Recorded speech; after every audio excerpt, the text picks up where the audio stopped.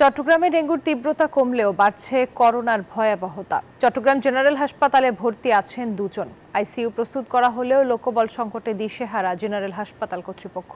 এদিকে কিট সংকট কেটে ওঠায় দ্রুত চট্টগ্রাম মেডিকেল ও জেনারেল হাসপাতালে করোনা টেস্ট শুরু করার ঘোষণা দিয়েছে কর্তৃপক্ষ। আবু জাবেদের ছবিতে চট্টগ্রাম থেকে নয়ন বড়ুয়া জয়ের রিপোর্টে বিস্তারিত।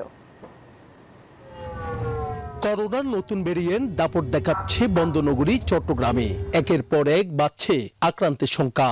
জেনারেল হসপিটালকে করোনা ডেডিকেটেড হসপিটাল ঘোষণার পরেই ভর্তি হয়েছে দুজন। করোনা চিকিৎসায় এই হাসপাতালের আইসিইউতে 18টি শয্যা থাকলেও এখনো পুরোপুরি সচল না। তবে লোকবল সংকটে ভুগলেও দ্রুত চালু করার চেষ্টা অব্যাহত রেখেছে বললেন জেনারেল হসপিটালের এই তত্ত্বাবধায়ক।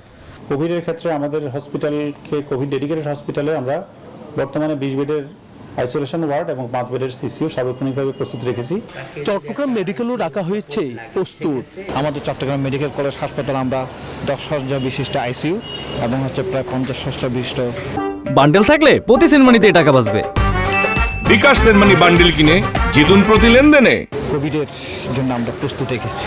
তবে করোনার ভয়াবহতার মধ্যে কিট সংকটে টেস্ট চালু করা না গেলেও এখন বেড়েছে সরবরাহ। দ্রুত শুরু হবে চট্টগ্রাম মেডিকেল ও জেনারেল হসপিটালে করোনা টেস্ট। আমাদের স্বাস্থ্য অধিদপ্তর থেকে পর্যাপ্ত পরিমাণ কিট পেয়েছে। এটা আমরা আজকে একটা সমন্বয় কোঅর্ডিনেশন মিটিং করব। মিটিংয়ের পরে কার কি দায়িত্ব এটার পর আমরা এটা চালু করে দিব। কিট আমাদের আসলে যেহেতু কিট চলে এসেছে, অচিরেই এই আমরা সমস্ত পরীক্ষা স্বয়ংসম্পূর্ণভাবে সব রোগীদের কোভিড টেস্ট করতে পারবো। এমনকি টেস্ট চালু না করায় ভোগান্তিতে পড়ছে অনেকে। জেনারেল হসপিটাল আসলাম, প্রায় 20 মিনিট ধরে গেলাম, কেবল এখানে যান। আমরা তো সরকারি মেডিকেলে পাচ্ছি না, এটা আমাদের বেসরকারিতে করাতে হয়। তবে জনগণের সচেতনতা বিকল্প নেই বললেন করোনা বিশেষজ্ঞরা। যে কোনো সময় চেঞ্জ হয়ে যেতে পারে, মিউটেশন হয়ে চেঞ্জ হয়ে যেতে পারে, হয়তো এমনভাবে মারাত্মক আকারেও সৃষ্টি হতে পারে। এই জন্য সাবধান হতে হবে, আমাদের ওইসব ফলো করতে হবে যেগুলো আমরা আগে করেছি যে প্রিভেনশনের জন্য।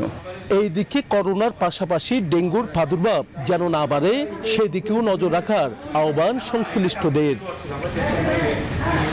নয়ন বড়ুয়া জয়, নিউজ 24, চট্টগ্রাম।